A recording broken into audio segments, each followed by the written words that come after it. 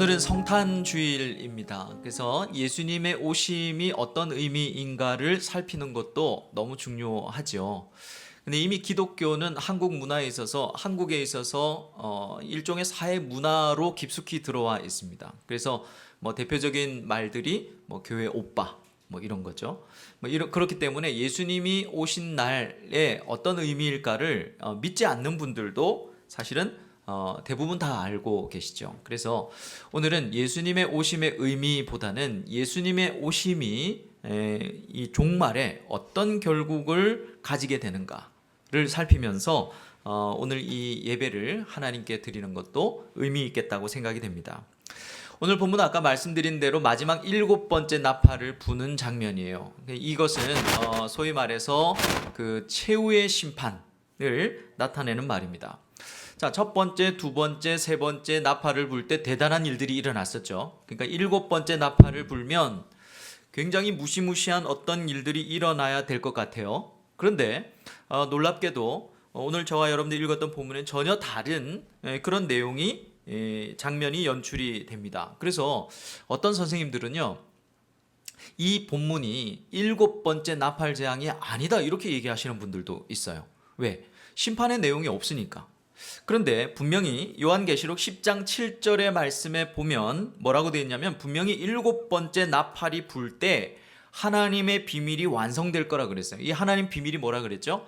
하나님 나라라고 그랬죠. 하나님의 통치.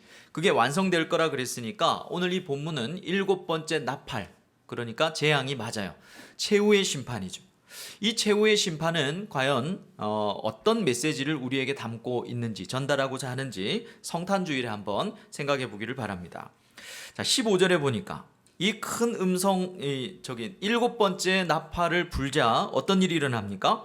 하늘에 큰 음성들이 나서라고 말하면서 이 세상 나라가 우리 주와 그의 그리스도의 것이 되었고 그가 세세토록 왕노릇할 것이다. 이렇게 큰 음성이 들렸다 그랬어요. 여러분, 이 요한계시록에서 큰 음성이라는 말은 약 20번 정도 쓰여집니다. 그런데 전부 다 단수예요.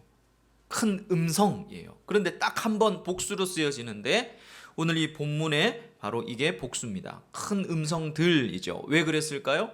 이게 이제 하나님 나라의 완성을 의미하니까 큰 음성이 하나님을 마지막으로 극적으로 찬양을 하고 있는 겁니다.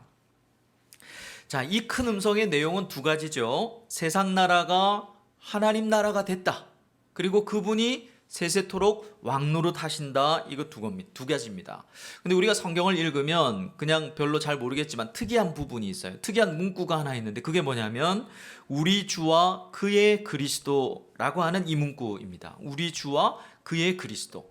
이렇게 말하는 표현이 없거든요. 그래서 이게 어디에 있는가 살펴봤더니 시편 2편 2절에 여호와와 그의 기름 부으신 자 이렇게 나오는 바로 그 본문입니다. 무슨 말인가 하면 시편 2편을 배경으로 해서 오늘 이 본문을 설명하고 있다. 말씀을 전하고 있다. 이런 내용이죠. 시편 2편은 어떤 내용인가 하면 이방 나라들이, 그러니까 세상 나라죠. 세상 나라들이 하나님을 막 대적을 해요. 그런데 하나님이 그들을 이제 진멸하고 하나님 나라를 세우는 그런 장면입니다.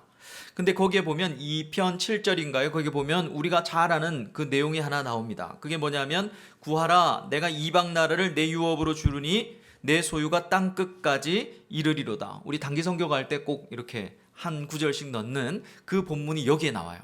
자, 이게 무슨 말이냐면 구하라 이방 나라. 여기 이방 나라가 오늘 본문에 우리가 읽었던 세상 나라입니다. 그래서 하나님의 나라가 될 거다라고 하는 예언이 시편 2편에 있는데 드디어 오늘 본문에 뭐예요? 그 세상 나라, 이방 나라가 누구의 나라가 됐다? 하나님 나라가 진짜 되었다라고 말하는 겁니다. 자, 이 세상 나라는 어떤 나라였습니까? 세상 나라. 예수님이 성령에 이끌리셔서 마귀에게 시험을 받으실 때 있죠. 자, 그때 마귀가 예수님을 시험하면서 뭐라 그랬냐면 나에게 절하면 천하 만국을 내가 너에게 주겠다 그랬어요. 근데 그 한글 성경으로 천하 만국 이게 원문으로 보면 세상 나라입니다. 세상 나라를 내가 너한테 주겠다 이래요. 지가 뭔데 주는 겁니까? 거기에 이 누가복음의 4장 6절의 말씀에 보면 이 사탄이 예수님께 뭐라 그러냐면 이 세상 나라의 모든 영광과 권위는 내가 넘겨받은 것이로되 이렇게 얘기를 해요.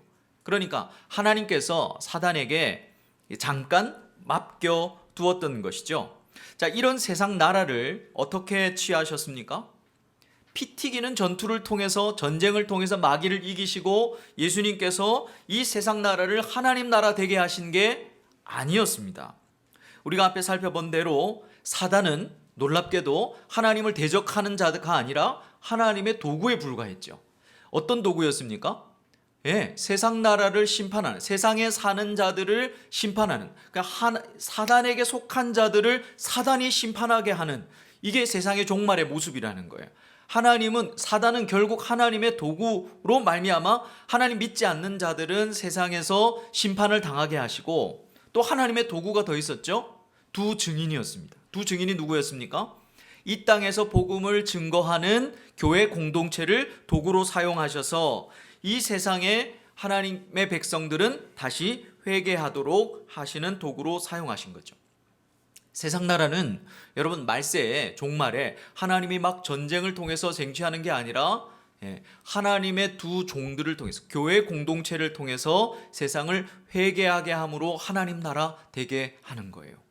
여러분, 우리는 세상에 심판의 도구로 부름받은 게 아닙니다. 우리는 세상이 회개하도록 부름받은 거예요. 그래서 두 증인 교회 공동체라고 말하는 것입니다. 자, 그러니까 두 증인 교회 공동체가 예수님을 그대로 따라 살았던 이들을 통해서 세상이 하나님 나라 됐으니까 우리가 한 건가요? 아니죠. 이는 우리가 한 게 아닙니다. 하나님이 하셨습니다. 하나님의 위대한 일에 우리를 동참시켜 주신 것이죠. 여러분, 마치 이런 겁니다. 아빠가 큰 무거운 짐을 막 옮기는데 5살짜리 아들에게 좀 도와줄래? 라고 이렇게 참여를 시킨 거죠. 그리고 그 짐을 옮긴 다음에 뭐라 그럽니까? 우리 아들 때문에 옮겼네. 너무 잘했어. 상 줘야 되겠네. 고마워 하는 거랑 똑같습니다. 여러분, 우리가 종말에 우리가 취해야 될 우리의 삶의 모습이 이와 같은 거예요. 우리가 져야 할 짐이 있습니다.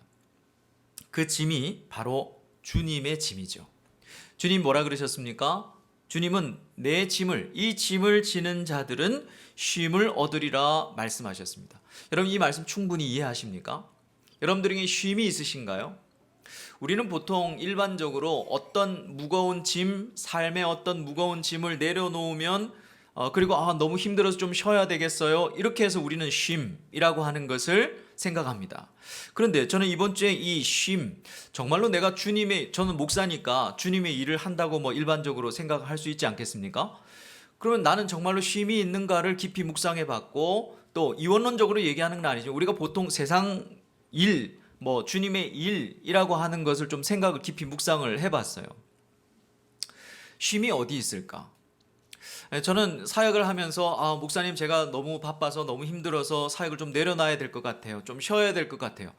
여러분, 육체적으로 정서적으로 그게 잘못됐다는 말 절대 아닙니다. 우리는 정서적으로도 육체적으로도 여러분 쉼을 가져야 돼요. 쉴 수 있는 것도 신앙입니다. 그런데 가만히 보면요, 세상의 일을 열심히 하면서 우리의 쉼이 어디 있을까? 그걸 쉴 때 정말로 쉼일까? 그렇지 않다는 결론에 도달했어요. 무슨 말인가 하면, 내가 어떤 사업을 하나 했어. 사업을 지금 하고 있습니다. 그런데 그 사람의 쉼이 어디 있을까? 정말 밤낮 자지 않고 죽어라고 일하면서 기뻐해요. 왜? 막 수입이 더 많아지니까. 사업이 점점 번창되니까. 여러분, 거기에 진짜 쉼이 있는 거 아닐까요? 쉬어서 쉬는 사람들은 월급쟁이들밖에 없어요. 내 일이 아닌 거죠. 맞지 않습니까? 여러분, 주님은 우리에게 뭐라 그러셨냐면, 네 짐을 내려놓고 네가 내 짐을 지면 쉼을 얻을 거야, 이렇게 말씀하셨어요. 여러분, 이게 정말 이해가 되시냐는 겁니다. 여러분, 진정한 쉼은 우리가 주님의 어떤 짐을 지고 그것이 기쁨이 될 때 우리에게 주어지는 거라는 거죠. 이 짐이 뭐냐? 말씀을 먹고 말씀을 체화하고 쓰라린 삶이 있지만 회개함으로 살고 우리 입술과 삶으로 복음을 전하는 그런 삶일 겁니다. 여러분, 이 안에 진정한 쉼이 있다는 사실을 여러분 속히 깨달으실 수 있기를 축복합니다. 왜냐하면 여러분, 우리의 소망이, 진짜 소망이 이 땅이 아니라 영원히 살아갈 하나님 나라에 있기 때문에 그래요. 저는 어릴 때 참 존경하는 영적인 선생님들이 많았습니다. 근데 그분은 저를 몰라요. 팀 켈러도 있고 존 파이퍼도 있고. 근데 어릴 때 그렇게 좋아했던 선생님들이 한 분씩 한 분씩 돌아가시는 거예요. 그리고 지금은 이제 나이 50이 이제 다 됐는데 더 많이 돌아가셨어요. 가만히 생각해 보니까 살아있다는 게 이상한 거예요. 죽는 게 당연한 거고 일반적인 거고, 내가 좋아하는 사람들은 벌써 더 많이 하나님 나라에 가 있어. 그러니까 내가 살아있는 게 사실은 별로 이게 굉장히 정상적인 게 아니라 내가 마이너 같다는 느낌이 들었다는 거죠. 여러분, 어쨌든 우리는 죽을 겁니다. 살아가고 있는 게 아니라 죽어가고 있는 거예요. 여러분, 그걸 20대 때까지는 모르죠. 근데 막 이렇게 삐걱삐걱거리고 하면 이제 30대 넘어가고 40대 넘어가면 죽어가고 있구나라는 사실을 알게 됩니다. 여러분, 거기서부터 인생이 다시 정립이 되는 거예요. 여러분, 지난주에 우리 인생의 방향은 좀 결정하고 살자 그랬습니다. 예수 믿는 사람이 그거밖에 안 돼 라고 하면서 우리 인생의 쥐를 우리가 어떤 정죄하고 판단하지는 말지만 한국어가 잘 안 되네. 우리 인생의 방향은 정하고 살자고 그랬어요.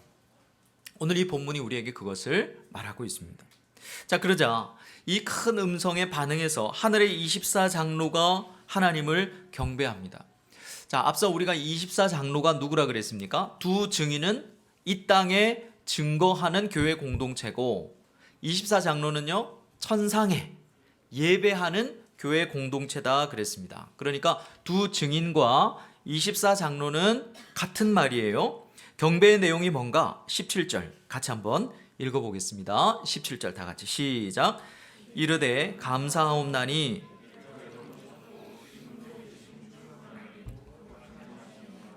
친히 큰 권능을 잡으시고 왕노릇 하시도다. 경배의 내용이 세 가지입니다. 첫째는 옛적에도 계셨고 지금도 계신 것을 경배해요. 뭐가 빠졌습니까? 장차 오실 이가 빠졌죠. 왜 빠졌습니까? 오셨으니까. 자, 이 말은요 무슨 말이냐면, 하나님께서 인류의 처음부터 끝까지 다스리셨고 장차 오실 것이라고 하셨던 그 약속을 정말 실현하셨다는 것 때문에 경배하는 거예요. 두 번째는 큰 권능을 잡으신 것을 경배합니다. 자, 한국어로 잡았다라는 말은 원래 취하다라는 말로 더 많이 번역이 됐는데, 성경에 굉장히 많이 다른 말들로 담당하시고 가지시고 굉장히 많이 번역이 됐어요. 얘만 하나 들어보면 마태복음 8장 17절에는 어떻게 이 잡다라는 말이 번역이 됐는가 하면 우리의 연약한 것을 친히 담당하시고 이렇게 번역이 돼 있어요. 자, 무슨 말이냐면요, 주님이 취하신 모든 것은 우리를 위한 것이란 말입니다. 수모도 우리를 위한 것이고요, 고난도 우리를 위한 거예요. 그런데 이제 하늘의 교회가 보니까 뭐도 취하셨어요? 큰 권능을 취하셨대요.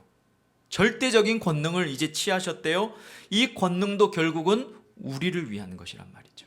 그래서 경배하고 있습니다. 세 번째, 왕노릇 하신다, 이 말은 통치하신다라는 말인데요, 과거형이에요.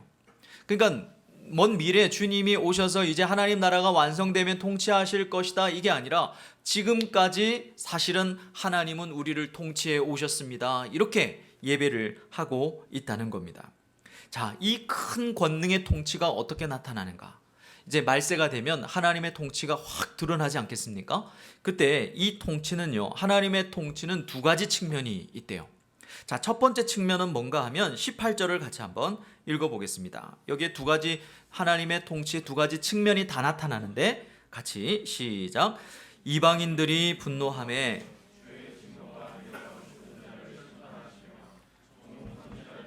성도들과 또 작은 자든지 큰 자든지 주의 이름을 경외하는 자들에게 상 주시며 또 땅을 망하게 하는 자들을 멸망시킬 때로소이다 하더라. 자, 첫 번째 하나님의 통치의 측면을 발견하셨습니까? 그게 뭐죠?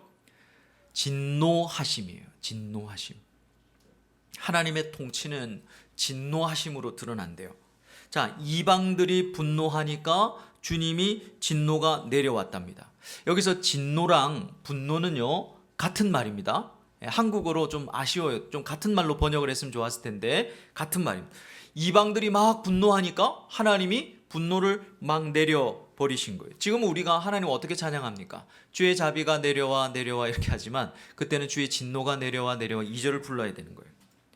자, 그런데 여러분 이상하지 않아요? 이방인들이 분노가 했는데 이방인들의 분노가 뭐길래 주님이 그들에게 분노를 내리시는 걸까요? 이방인들의 분노가 뭘까? 이 본문이 시편 2편을 배경으로 했다고 그랬죠. 시편 2편에 보면 이 분노가 뭐라고 나왔는가 하면 이방인들의 헛된 일, 즉 여호와와 그의 기름 부으신 자를 대적하는 일이에요. 그게 분노하는 거였어요. 자, 그들이 분노하자 시편 2편에 어떻게 얘기하시는가 하면 하나님이 다윗을 통치자로 세우셔서 그들을 박살을 내버리고 그들에게 분노를 쏟아버리시고 하나님 나라를 세우셨다 이렇게 돼 있거든요. 자, 오늘 본문은 어떻게 되는 겁니까? 이방인들이 그와 똑같이 여호와와 그의 기름 부으신 자를 대적하는 그걸 바로 분노한다라고 얘기했죠. 그랬더니 하나님의 분노가 임했어요. 그리스도가 그리스도를 통치자로 세우셔서 그들을 심판하셨다는 뜻입니다. 자, 하나님의 분노가 그들에게 어떻게 임합니까? 18절에 잘 보면 죽은 자를 심판하신대요. 여러분 여기서 죽은 자면 끝난 건데 왜 죽은 자를 심판하시는 걸까요? 여기서 죽은 자는 어떤 자들을 말하는 걸까? 자, 요한계시록 20장 13절 죽은 자들을 묘사하는 내용이 나옵니다. 같이 시작. 바다가 그 가운데서 죽은 자들을 내어주고 또 사망과 음부도 그 가운데서 죽은 자들을 내주매 각 사람이 자기의 행위대로 심판을 받고. 요한계시록에서 죽은 자라는 것은 누구를 말하냐면 믿지 않고 죽은 자들입니다. 믿지 않고 죽은 자. 그러면 믿고 죽은 자들은 요한계시록에서 뭐라고 표현하는가 하면 죽은 자들의 영혼 이렇게 주로 표현을 해요. 성경을 나중에 읽으실 때 여러분 표시를 해두면 좋겠죠. 죽으면 끝이 아닙니다. 우리는 죽으면 잠자는 것 같겠지라고 생각하지만 성경이 뭐라 그럽니까? 언젠가는 천지가 하나님의 심판이 임할 때 죽은 자들을 토해내는 날이 온다는 거예요. 육지도 죽은 자를 토해내고 바다도 죽은 자들을 토해낸다는 겁니다. 믿은 자나 믿지 않은 자나 다 토해내고 예수님이 이렇게 말씀하셨죠. 죽은 다음에 심판하시는 이를 두려워하라 그랬어요. 그런데 정말 종말에 하나님은 죽은 자들을 심판하시는 분으로 등장하시는 겁니다. 야, 이게 7번째 재앙인데 심판의 내용이 없네? 여러분 보십시오. 죽은 자를 심판하는 게 가장 심한 심판 아닙니까? 이 7번째 재앙이 맞는 것이죠. 자, 이 죽은 자들을 18절 후반절에 보면 땅을 망하게 하는 자들 이렇게 묘사합니다. 이게 무슨 말일까요? 땅을 망하게 한 자들이래요. 자연을 보호하지 않고 땅을 오염시킨 그런 사람들이라는 뜻일까요? 여러분 이 말은요, 땅을 망하게 하는 자들이라는 말은 한 사건을 떠올리게 하는, 우리는 설명을 해드려야 알지만 유대인들에게는 땅을 망하게 한 자들 하면 딱 떠오르는 게 하나 있어요. 그게 뭘까요? 오늘 맞추면 오늘 제가 건빵 10개 드리겠습니다. 오늘 도네이션 받은 게 있거든요. 별 사탕도 다 있습니다. 그게 뭐냐면 노아 홍수예요. 노아 홍수. 자, 노아 홍수 창세기 6장 12절 같이 한번 볼까요? 뭐라고 되어 있는지 다 같이 시작. 하나님이 보신즉 땅이 부패하였으니 이는 땅에서 모든 혈육 있는 자의 행위가 부패함이었더라. 자, 이 말씀 잘 보십시오. 땅이 부패했다 그랬는데 왜 부패됐습니까? 사람들이 부패해서 땅이 부패했다 이렇게 말하고요. 그 뒤에 구절에 가면 하나님 뭐라 그러시냐면 노아 홍수를 통해서 이제 모든 육체들, 그러니까 땅을 부패하게 한 자들을 멸절시키겠다. 창세기는 그렇게 번역이 되어 있어요. 근데 여기서 부패했다라는 이 샤하트라는 말하고 멸절시키겠다라는 말도 원문으로 보면 샤하트입니다. 아까 이방인들이 분노하니까 하나님의 뭐가 임했어요? 똑같은 분노가 임했죠. 자, 그래서 땅을 망하게 하는 자들이라고 할 때 이 망하게 하는 자, 오늘 본문에 보면 땅을 망하게 하는 자들을 멸망시키겠다 그랬죠. 근데 여기서도 요한계시록에서도 망하게 하다라는 말하고 멸절시키다라는 말이 같은 말입니다. 이런 걸 종말적 복수법이라고 그런데요. 몰라 됩니다. 종말의 하나님은 그대로 갚아주시는 공의의 하나님으로 등장하신대요. 여러분, 뒤끝의 끝판왕은 하나님이십니다. 막 이렇게 뒤끝 장렬 그러잖아요. 근데 하나님은 어느 정도 뒤끝이 장렬하시냐면 죽은 자도 다시 일으켜서 똑같이 하신대요. 여러분, 그러므로 우리가 원수 갚을 일이 아닌 것 같아요. 그렇지 않습니까? 하나님이 이 정도로 계획을 하신다면, 그게 하나님의 통치의 동전의 한 면이라면 굳이 내 마음속에 그런 생각이 들었어요. 굳이 내가 다 원수 갚으면서 복수하면서 살 이유가 없겠구나라는 생각이 들었습니다. 자, 두 번째, 하나님의 통치의 측면은 우리가 18절에 살펴보았는데 상주심이었습니다. 누구에게 상 주신다고 되어 있습니까?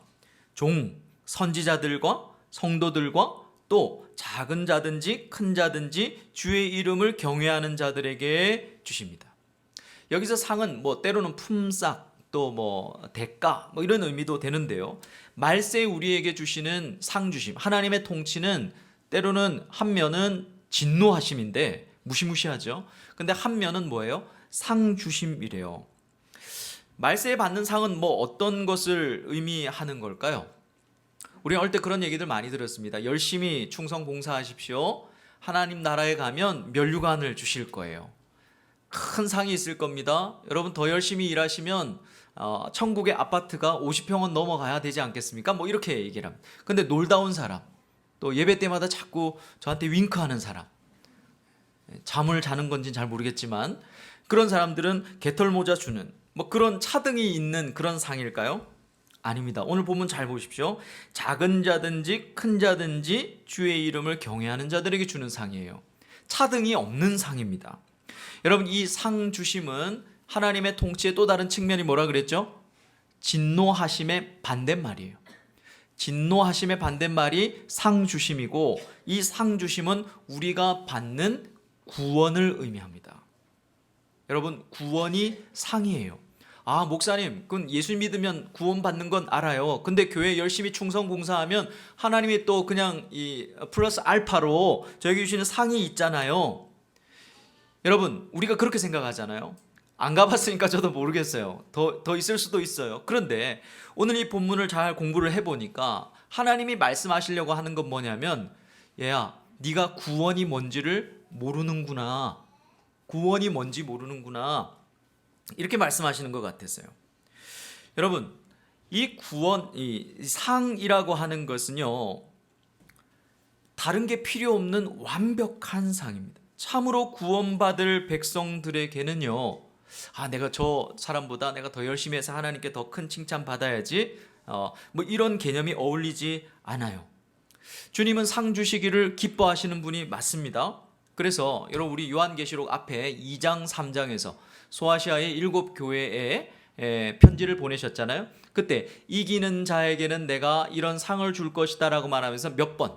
무려 7번이나 우리에게 주실 상을 설명하셨어요. 거기에 보면 생명나무의 열매로, 둘째 사망의 해를 받지 않음으로, 감추어진 만나와 흰돌로, 새벽별로, 흰옷으로 성전 기둥이 되게 하셔서 거기에 하나님의 이름을 새겨주심으로, 보좌에 함께 앉게 해주심으로 설명을 7번이나 해주셨습니다. 이게 뭐냐면 구원이에요. 구원. 자, 무슨 말인가 하면 왜 이렇게 7번에 설명하셨을까요? 얘야, 내가 너에게 줄 상이 얼마나 아름답고 완전한 것인지를 좀 알으라고, 좀 기억하며 살라고 말씀하는 겁니다. 여러분, 잘 들으세요. 구원이라고 하는 상은요, 이거 받고 또 다른 게 필요할 만큼 약간 뭔가 부족한 그런 게 아니에요. 구원이라고 하는 것, 제가 심정적으로는 잘 모르겠어요. 안 죽어봐서.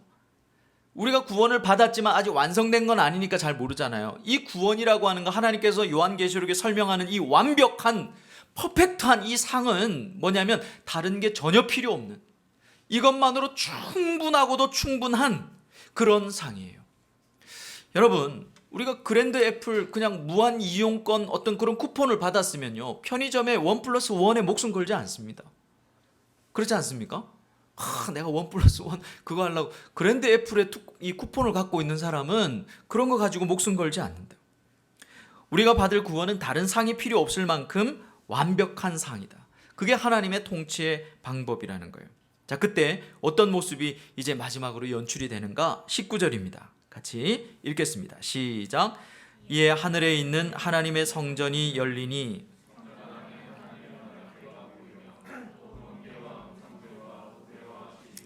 큰 우박이 있더라.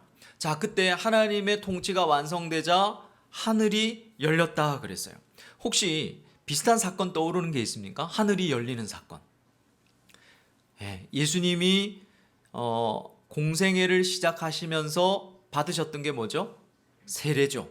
오늘 우리 아이들처럼 세례를 받았을 때 하늘이 열렸어요. 그렇죠? 오늘 보니까 우리 아이들도 준비를 많이 하고 왔어요. 우리 라인은 보니까 막 이렇게 찬송하는데 내 발에서 신을 벗어라 이러면서 막 신을 막 벗어버리고, 또 하율이는 막 자기가 막 기도하듯이 막 이렇게 방언을 하고, 하나님 축복하실 줄로 믿습니다. 하늘이 열렸어요 그때. 그리고 또 한 번 하늘이 열린 때가 있어요. 그때는 예수님이 공생애를 마감하실 때, 십자가를 지시고 돌아가실 때 하늘이 열렸어요. 어떻게 열렸습니까? 누가복음 23장 45절에 그때 하늘이 열린 걸 이렇게 표현합니다. 성소의 휘장이 한가운데가 찢어졌더라. 다른 성경에서는 위에서부터 아래로 찢어졌더라. 지성소의 휘장이 찢어진 거예요. 이 무슨 말이냐면 예수님께서, 이 휘장은 예수님 몸이거든요. 예수님 몸을 십자가에서 찢어버리심으로 아무도 하나님이 계신 지성소에 못 들어가는데 그 휘장을 찢어버렸으니까 누구든지 들어갈 수 있게 하늘의 지성소가 열렸다, 이런 뜻입니다. 그런데 마지막 나팔이 불자 하나님의 나라가 완성되니까 뭐가 보입니까? 하늘이 열리면서 하늘 성전이 보이는 거예요. 이 성전은 지성소를 말합니다. 하나님이 계신 곳을 드디어 열렸다는 거예요. 아담의 죄로 말미암아 닫혔던 그 에덴으로 가는 그 길이 예수님과 여러분 그를 따라 살아갔고 죽었던 두 증인 교회 공동체를 통해서 다시 열리더라는 겁니다. 하늘의 성전이 열리는 것이 무엇을 의미하는가? 하늘의 성전이 열리자 언약궤가 보였죠. 영화로 만든다면 여기가 클라이막스예요. 짠, 뭐 이렇게 열리면서 언약궤가 보이는 게 핵심입니다. 언약궤가 보이는 게 무슨 뜻일까요? 크게 세 가지 의미가 있는데요. 이게 우리의 미래예요. 그래서 이게 어떤 의미? 우리에게 닥칠 미래가 언약궤가 보였다, 이 말로 표현을 하는 거거든요. 설명해 줄 테니까 여러분들이 미래가 어떻게 될지 잘 들어보십시오. 첫째는 이제 영원히 우리가 하나님과 함께 하게 된다는 뜻입니다. 언약궤는 하나님의 임재를 상징하는 것이죠. 이토록 중요한 것이 왜 지금은 없을까요? 왜 사라져 버렸을까요? 혹시 집에 언약궤 갖다 두신 분 있어요? 학자들은 약 추측을 하는데 확실하지 않지만 약 BC 587년, 86년경에 이 바벨론의 느부갓네살이 예루살렘을 점령할 때 그때 아마 불태워 버렸을 것이다 라고 말하는데 알 수가 없어요. 그래서 지금도 언약궤를 막 찾으러, 성배를 찾으러 다니는 사람이 있는데 아무 의미 없습니다. 찾지 마십시오. 왜요? 언약궤가 상징하는 이 하나님의 임재가 바로 성탄절, 아기 예수가 이 땅에 오심으로 우리에게 하나님의 임재가 임했죠. 그걸 뭐라 그럽니까? 임마누엘이라 그럽니다. 그리고 예수님의 구속 사역으로 말미암아서 성령이 우리 가운데 임하심으로 하나님의 임재가 우리 가운데 실현이 된 거예요. 여러분, 유대인들에게는 특이한 사상이 하나 있습니다. 그게 뭐냐면 마지막 날, 우리가 부활하는 날 다시 하나님의 언약궤가 우리에게 돌아올 것이다 라고 하는 민족적 의식이 있어요. 자, 오늘 본문에 보니까 마지막 때 하늘이 열리고 언약궤가 돌아온 것이죠. 보여진 것이죠. 타락 전에 온전했던 그 임재가 회복되면서 이제 하나님과 영원히 함께 할 것이다 라고 하는 메시지가 주어지는 겁니다. 두 번째는요, 하나님 나라에 들어간다는 것을 의미합니다. 여러분, 특별히 이 나팔과 언약궤는 구약의 한 사건을 딱 떠올리게 해요. 혹시 아시는 분? 그게 무엇인가 하면 바로 여리고 성 점령 사건입니다. 여리고 성은요, 어떤 의미입니까? 하나님의 약속의 땅 가나안 땅에 들어가는 관문이죠. 그 여리고 성을 점령할 때 이스라엘 백성들이 뭐 했습니까? 6날 동안 나팔을 불었어요. 마지막 7날은요 7번 나팔을 불었죠. 언약궤는 나팔 부는 자의 뒤를 따라갔습니다. 이 언약궤의 등장은 여리고 성 사람들에게는 뭘 의미합니까? 심판을 의미해요. 여리고성 점령 사건은 여리고성 사람들을 회개시키는 게 목적이 아니에요. 심판이에요, 무조건. 그리고 하나님의 백성들에게는 하나님의 약속의 땅에 들어감을 상징하는 것입니다. 언약궤가 보였다. 이것은 우리가 하나님 나라에 이제 들어가게 되었다, 들어갈 것이다, 하나님의 통치를 받을 것이다 라고 하는 뜻입니다. 세 번째, 하나님의 언약의 백성이 된다는 의미예요. 자, 본문에 등장하는 이 최후의 심판에 등장하는 이 소스들이 뭡니까? 언약궤, 나팔, 성전, 번개, 우레, 지진, 우박, 음성들, 이런 소품들이 어디에서 막 다시 한번 있었어요, 구약에. 혹시 생각나십니까? 예, 맞습니다. 시내산 언약. 시내산 언약의 사건에 그대로 쓰였던 소품들이 그대로 등장해요. 그 말은 시내산에서 있었던 정황하고 비슷하는 거죠. 시내산은 하나님 백성들에게 언약을 주신 거예요. 이 언약이 뭡니까? 한마디로 말하면 하나님이 우리 하나님이 되고 우리가 하나님의 친백성 되는 거. 이게 언약이에요. 원 센텐스로 하면 이거예요. 하나님이 우리 하나님이 되시고 우리가 하나님의 백성이 되는 거. 이걸 다른 말로 바꾸면 뭡니까? 구원이에요. 구원. 구원은 여러분 아담 안에 있었던 우리가 출아담하는 거예요. 그리고 어디 안으로 들어가야 되는 겁니까? 예수 안으로 들어가는 게 구원입니다. 아담 안에 있었던 우리라는 말은 여러분 우리가 태어날 때부터 아담의 죄를 갖고 태어난다는 거예요. 정말로 입에 넣으면 안 되겠죠. 눈에 넣어도 안 아플 우리 아이들도 죄가 있어요. 부모들이 서약을 하잖아요. 예, 구원받아야 될 아이들. 그래서 아이들이 아무 죄도 없는데 죽는 것은 죄 때문이거든요. 아담의 죄를 우리가 물려받고 태어나는 거예요. 근데 여기에서 자유로워지려면 어떻게 됩니까? 이 아담의 죄가 없어져야 돼요. 성경에서 이야기하는 논리를 따르면.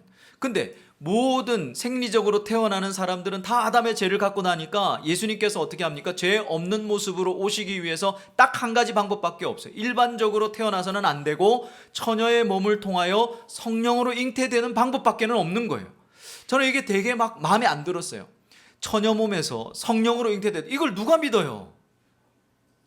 여러분들은 물론 저도 믿고 있지만 이것만 좀 없이 정상적으로만 태어나서도 전도에 전혀 부담이 없을 텐데 이거 처녀 몸에 성령으로 잉태되어서 오시니까 이게 전도할 때 너무 사람들이 믿기가 어려운 거죠. 근데 그 방법밖에는 없었어요. 그리고 죄가 없는 상태로 우리의 모든 죄를 짊어지시고 십자가에서 돌아가셨죠. 죽으셨죠. 자, 그 말은 무슨 말입니까? 우리 죄의 죄값을 대신 지불하셨다는 겁니다. 그래서 예수를 믿는 자들에게는 아담의 죄가 성립이 되지 않기 때문에 구원을 받는 거예요. 아담으로부터 출아담이 되는 것입니다. 여러분 이게 뭡니까? 구원이에요. 자, 그렇기 때문에 여러분 구원은 우리가 죄사함을 받는 겁니다 라고만 이해하는 것은 반만 이해한 것입니다. 출아담이 되는 게 구원이 맞지만 여러분 아직 구원이 완성이 된 게 아니에요. 우리는 어디 안으로 들어가야 됩니까? 예수 안으로 들어가야 돼요. 다시 여러분 우리가 죄를 용서받는 것만을 구원으로 생각하는 건 반동갈이에요. 출아담하고 그 다음에 어떻게 됩니까? 입예수해야 되는 거예요. 여러분 그래서 성도는 already not yet이라고 하는 이 말을 기억해야 된다고 그랬습니다. 긴장 구도 가운데 살았어요. 하나님의 나라 그의 킹덤이 already come 왔어요. 우리에게 구원이 임했어요. 그러나 not yet coming 아직 오지 않았어요. 이 긴장 구도 속에서 여러분 우리가 어떻게 살아야 됩니까? 예수 안에 있기를 연습해야 되는 것이죠. 그게 바로 신앙생활입니다. 여러분 예수 안에 사는 것을 부지런히 사는 것은 뭡니까? 말씀을 먹는 거예요. 말씀을 체화하는 거예요. 비록 쓰라림이 있더라도 회개하면서 예수의 영으로 살고 그리스도의 성품으로 사는 연습을 하는 것입니다. 이렇게 살다가 예수 안에 살기를 이 땅에서 부지런히 연습하는 거예요. 그리고 온전한 하나님의 백성이 되는 것입니다. 말씀을 정리하겠습니다. 오늘 마지막 7번째 나팔 재앙은 무서운 재앙이 아니라 오히려 하나님 나라의 완성의 메시지였습니다. 완성되는 하나님의 통치는 두 가지 측면이 있다고 그랬죠. 회개하지 않는 세상에 사는 자들에게는 진노하심으로, 그러나 우리에게는 어떤 것도 필요하지 않을 만큼 완벽하고 아름다운 상 주심으로, 구원이라고 하는 상 주심으로 우리에게 임할 겁니다. 여러분, 우리는 지금 이 구조 속에 살아가잖아요. 여러분들에게 종말은 심판입니까? 아니면 상주심입니까? 여러분들에게 여러분들이 맞이할 이제 이 하나님의 심판은 여러분들에게 진노하심입니까? 아니면 상주심입니까? 구원이란 우리가 출아담해서 예수 안으로 들어가는 거예요. 이미 구원 받았지만 구원을 이루어 가고 있는 거예요. 여러분, 예수 안에 살기를 부지런히 힘쓰시기를 바랍니다. 우리의 인생은 어쨌든 끝이 날 겁니다. 그리고 이 일은 여러분 속히 이루어질 겁니다. 예수의 영이 우리 안에 계시죠? 예수의 영이 우리 안에 계신 이상 우리도 언젠가는 틀림없이 예수 안에 거하게 될 줄로 믿습니다. 주님이 다 하실 거예요. 결국은 이 아름다운 구원이 완성될 것을 여러분 우리 기억하고 삽시다. 하나님이 주실 상을 좀 기억하면서 부지런히 삽시다. 오늘도 말씀을 먹고 전하고 하나님을 경배하면서 예수 안에 살기를 연습하는 저와 여러분 되시기를 주의 이름으로 축원합니다.